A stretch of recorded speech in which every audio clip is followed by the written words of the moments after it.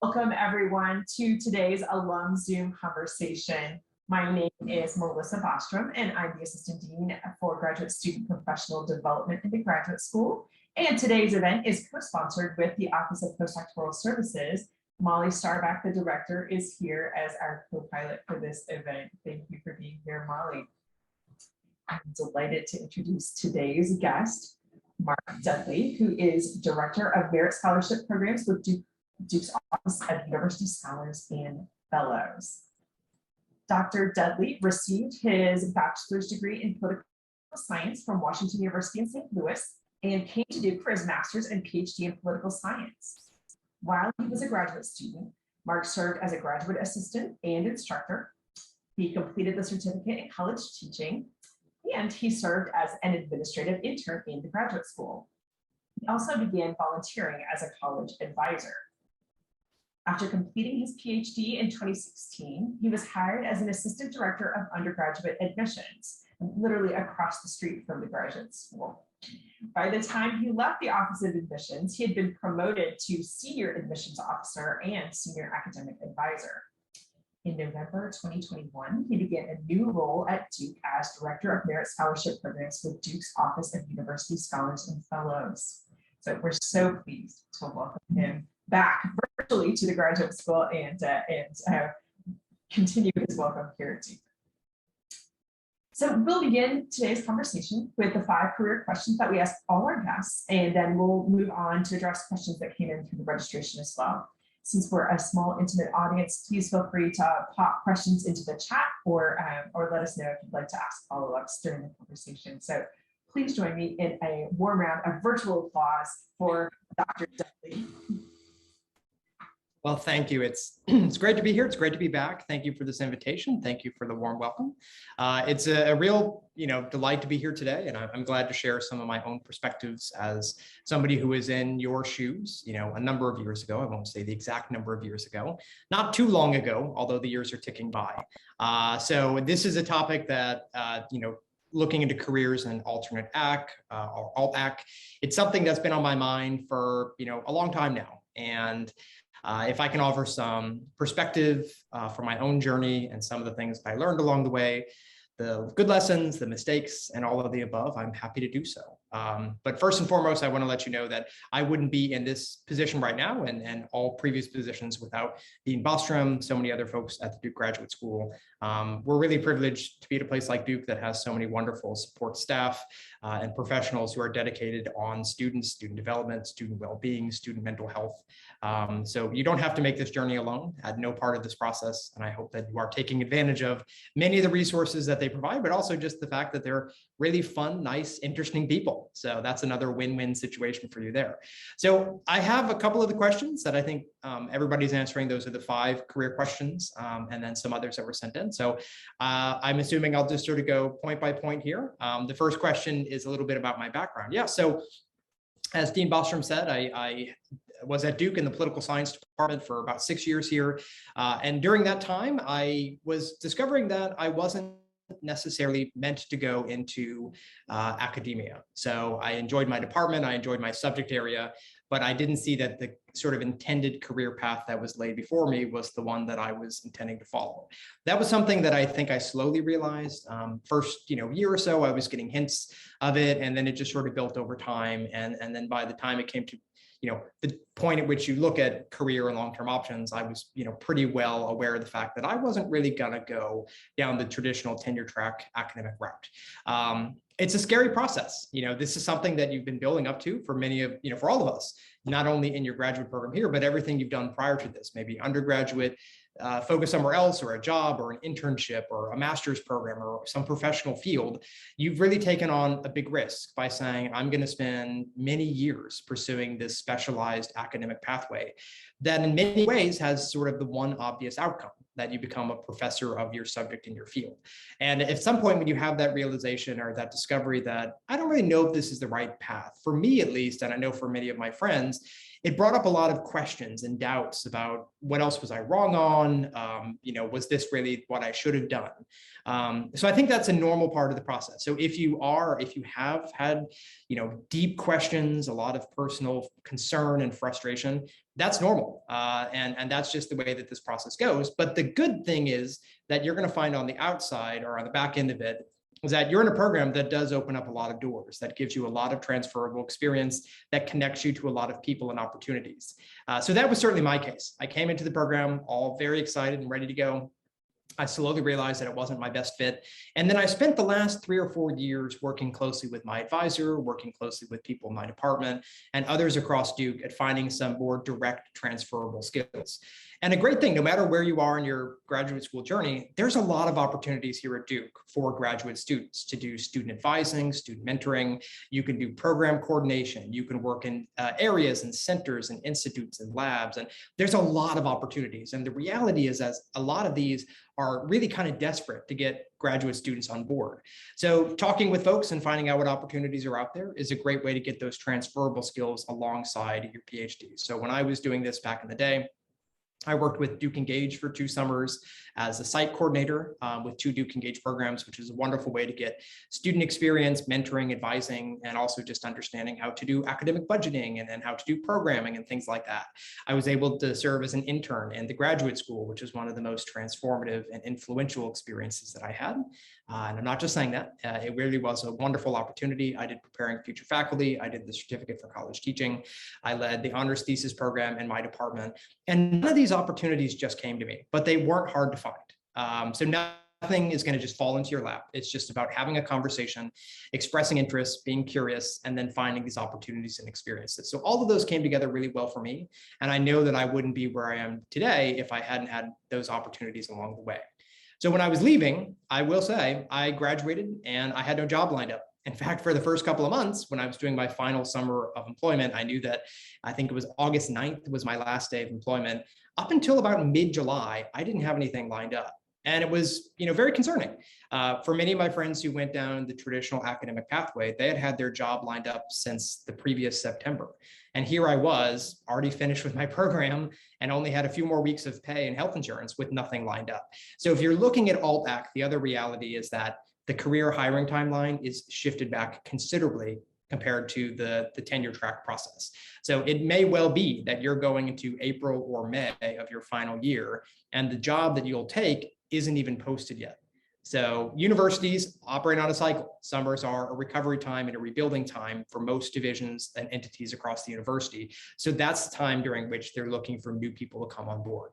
So if you're in that position, if graduation hooding is only a couple of weeks away and you don't have anything lined up, rest assured, a lot of posts are going to be coming online. So now it's the time to look. So then I started with undergraduate admissions, really enjoyed that. And in my time in the admissions office, I was able to take on more transferable skills and engagements with other parts of Duke. And then I've been able to join now the Office of University Scholars and Fellows as the Director of Merit Scholarships. So it's been a great journey all along the way. It's about taking risks, taking on these opportunities. Everything has a cost. But it's an opportunity cost available to you. And there's a lot of great, meaningful experiences. And I feel very lucky that I had good people along the way, such as Dean Bostrom and many others who pushed me to take on those and many other things. So that's a bit about, I guess those first 2 questions about the background and how I've come to my present job. Where I am right now, what is a typical day at my organization? Something that I really enjoyed after leaving graduate school, especially when you're in the midst of your dissertation, the days really blend together. Every single day is writing. It's a blank sheet of paper. It's the cursor on the screen and putting more words down on, the draft so that you have something to give to your advisor. Now in my job, every day is different, which is nice. So there's cycles, there's seasons, there's different tasks, there's inward facing responsibilities and outward facing responsibilities. Some are individual work. A lot of it is collaborative work. So every day is a little bit different, which is nice. And I'll also say that, things are also kind of mostly 9 to 5, which is something I didn't have in graduate school. There are some nights and weekends and other engagements and commitments there, but you definitely have more time. It's more structured. There's a clearer divide between work and not work, which I didn't have. So for me, this is a great fit. So right now we're working on selecting our finalists for the scholarships. We're going to be bringing them in, do some interviews the following week. We'll yield them in May. we're doing some summer programming engagements. In the fall semester, we focus on academic experiences. So it's a lot of different things, which is really nice. Now, this is the specific of my job. Many jobs out there in alt-ac are, the same things more or less the whole time. So if that's what you're looking for, you can certainly find things that are more, single and focus on a specific project or a task. But a lot of things are really varied. And when I was at admissions, it was the same deal. We had seasons, and it was nice. After about a month or so of doing a big project, you got to do a different project. So it's the specifics of the job, but I definitely appreciate the flexibility. I appreciate the openness. I appreciate the different roles and responsibilities. And I also appreciate that most of the time, for most days, when I close my laptop, I don't have to think about it until the following morning, which is pretty nice. So that's the third question there. Fourth question, what can students and postdocs who would like to work in this field do to prepare? This is a great question. I think looking across all entities of a university, there's a lot of different departments. There's a lot of different divisions for sure. I've mainly been focusing on divisions within academic affairs, so admissions within academic affairs, and then the scholarship office within academic affairs.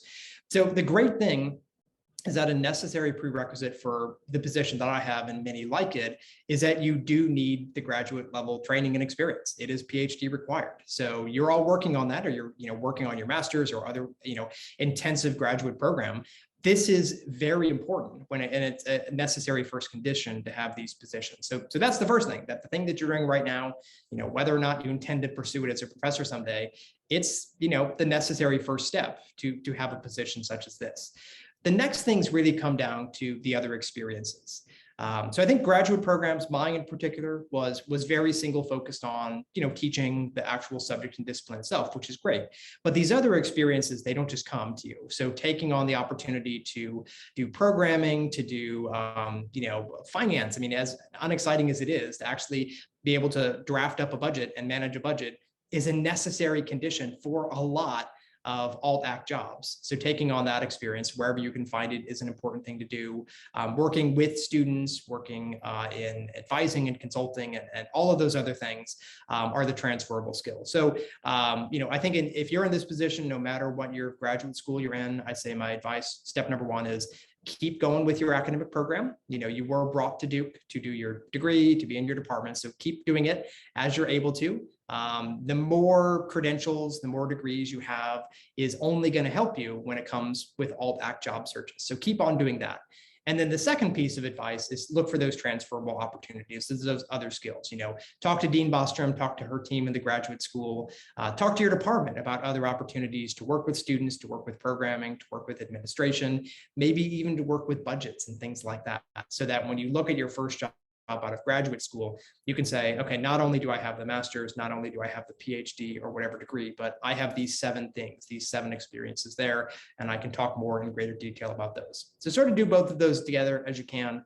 Talk with your advisors, talk with your department, talk with the graduate school, and I assure you there are a lot of opportunities here at Duke and elsewhere that you can find.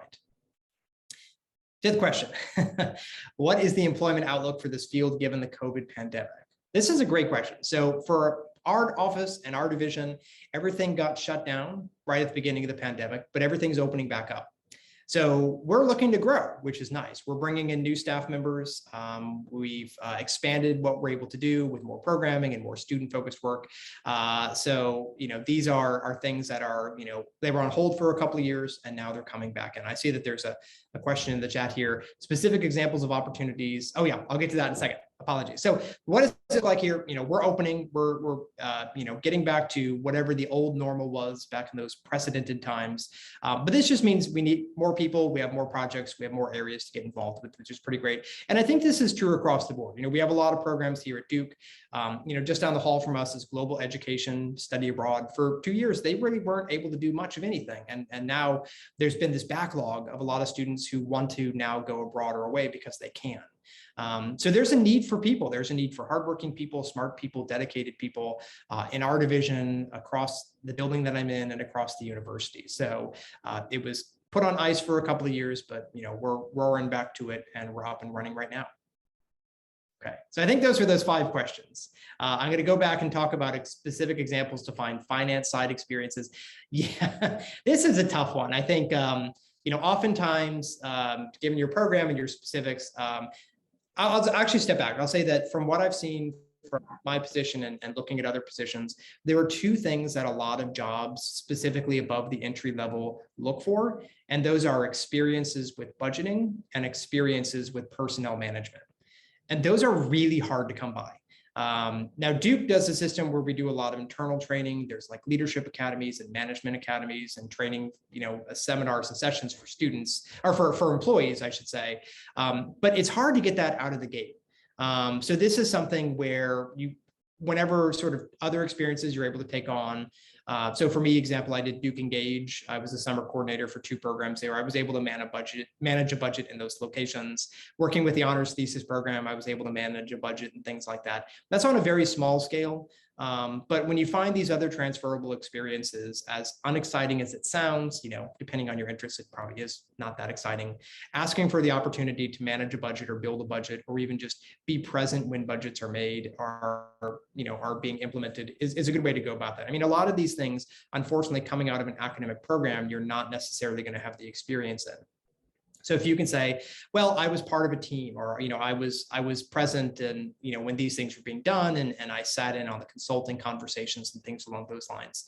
I think a lot of employers understand coming out of the gate that items like finance, budget management, and personnel management are things that many employers don't have and haven't had the opportunity to take on. So these are things that can be given an on-the-ground training. But wherever possible, I think the things that I was really discovering is that so many jobs were looking for any sort of involvement or familiarity with personnel management and with finance or budgeting.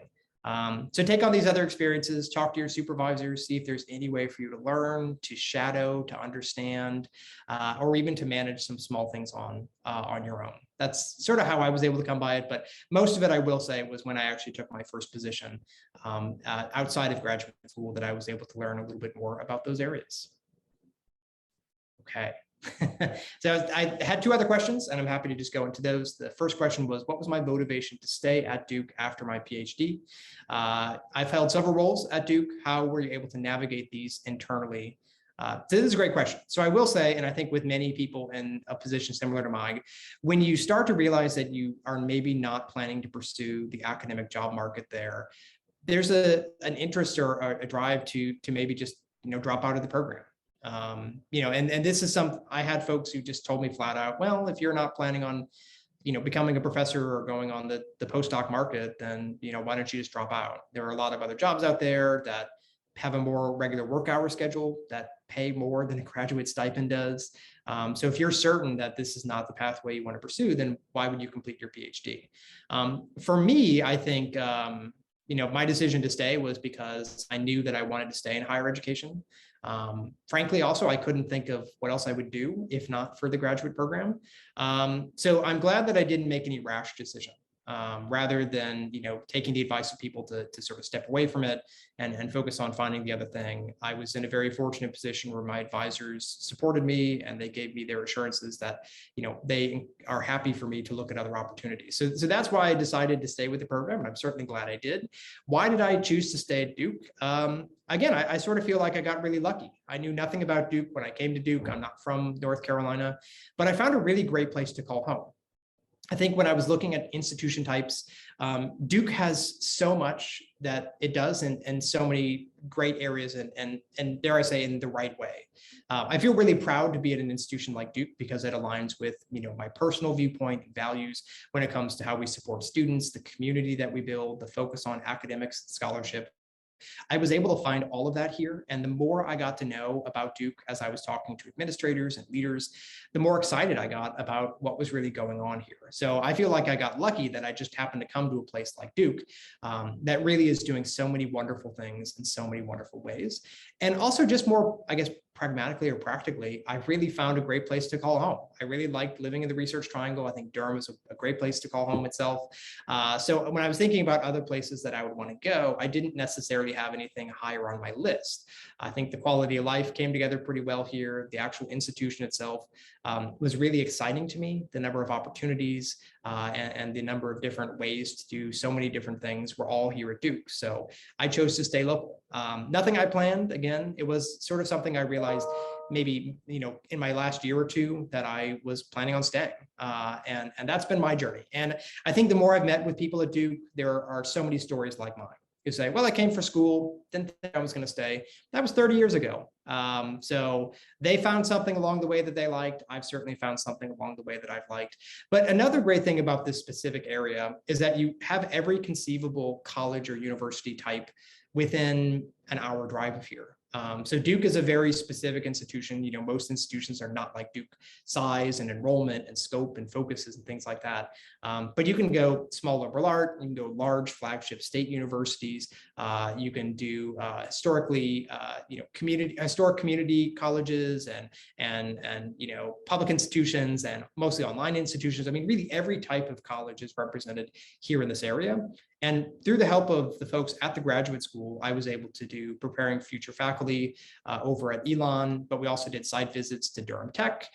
We went to Guilford, we went to Shaw, we went to NCCU. So we were able to meet with administrators and leaders at these colleges and hear more about, what does life look like at these different institution types. So that's another great reason here. And then when I've been at Duke as an employee, a lot of people in my office and from other offices, they might have started at a different university. They were at Chapel Hill, or they were at Shaw, or they were at NCCU, and now they're here, and vice versa. I've known a lot of people at Duke who are now with these other institutions as well. So if you're looking to stay in higher ed, this area itself is a fabulous place to do so. I mean, there's really only a few other places in the country, that I can think of, like Boston, for example, or in the Northeast, or maybe out in the San Francisco Bay Area, that are so rich with the number of different university types. And we all get along pretty well, which is really nice. So there's so many joint opportunities across campuses, shadowing opportunities and experiences you can take on. So yeah, again, I sort of feel like I'm a blind squirrel who somehow managed to find my nut. And I feel really lucky and privileged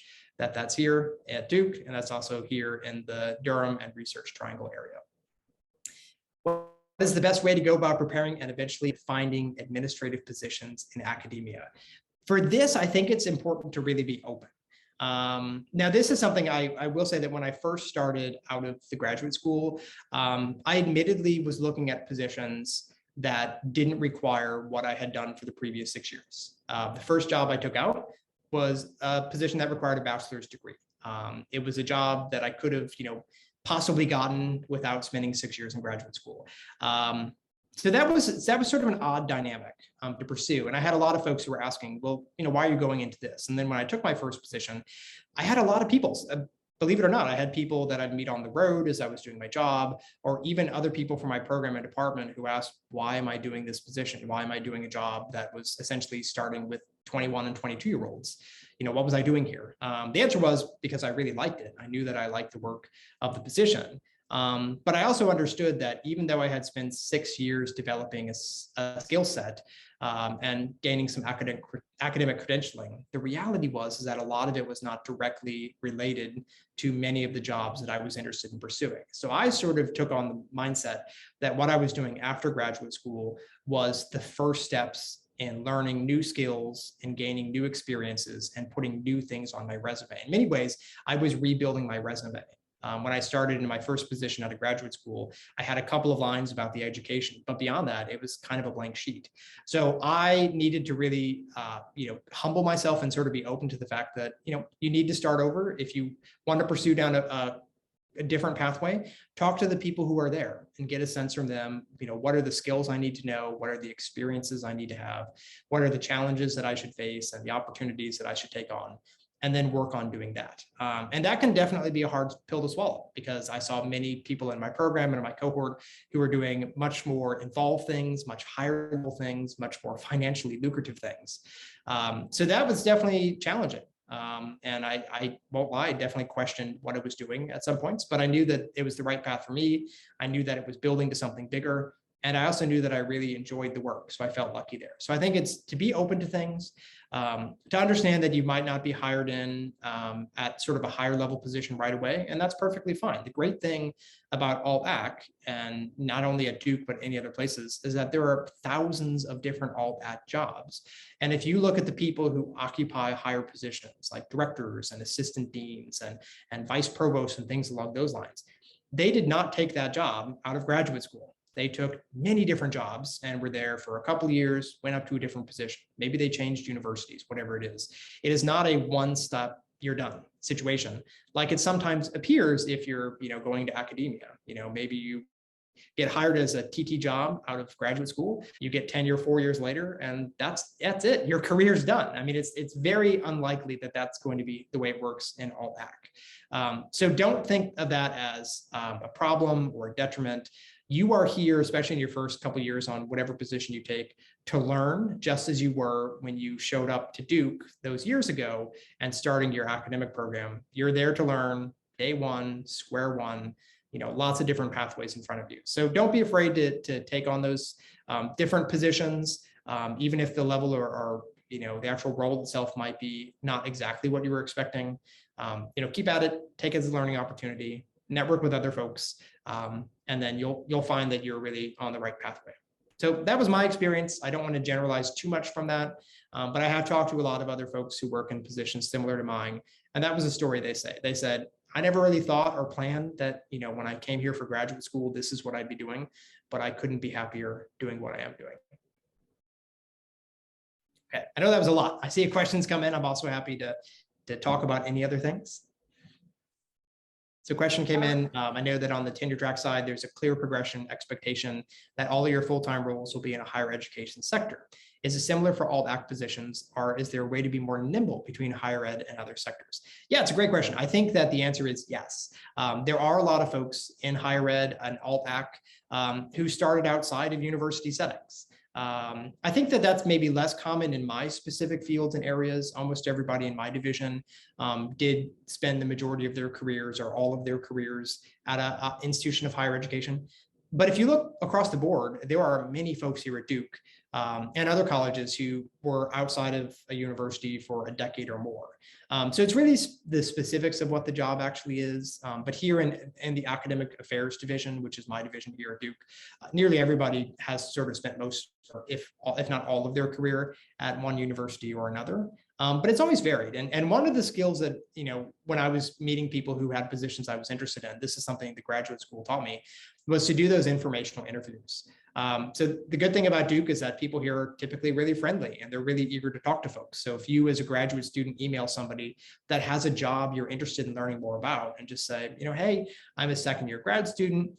You have a position that's really interesting to me. I'm wondering if you wouldn't mind getting a cup of coffee and telling me a little bit about your journey. I was able to do that my 4th and 5th year of graduate school. I probably did it with about 20 or so different people at Duke and Carolina and CCU and a few other institutions. No two people had the same path. Some people had 20 years of industry experience and then came back to Duke. Some decided to drop out of an academic program and take on a job at the university. I mean, nobody had the same pathway. And what I really took away from that was encouragement. That it's never too late to do anything. You haven't missed the boat on anything. Everything is still open and available to you. And the people that you meet, the people that you talk to are all living, breathing proof of that fact. So take that to heart. So start going to Duke websites, thinking about divisions of the university that you're interested in, see what kind of positions are available. Check out the staff directory, check out LinkedIn. And if somebody has a job that sounds really exciting and interesting to you, send them an email and just introduce yourself. And you'll find that, again, some people are coming from industry, some people are coming straight from a program, some people dropped out of a program. It's any or all of the above. Mark, I can't imagine that you could have timed this any more perfectly. It is the stroke of 1:30 p.m. Every moment of our time together chock full of information and really terrific advice. Thank you so much for your willingness to share your path, your experiences, your expertise, and your perspective with us today. It's been such a pleasure to feature your success story. Please, everyone join me in some virtual applause for Dr. Dudley. Thank you so much to our audience members for joining us today, and have a great afternoon, everyone. Oh, I would be remiss if I didn't promote next week's Alum Zoom session with Julie Martin, who is Impact and Delivery Manager at McKinsey & Company. And Dr. Martin is a psychology PhD alumna at Duke and was also a graduate school intern. All right, with that much said, thank you so much to everyone for joining us today, and take good care. Bye-bye, everybody. Thanks, everybody.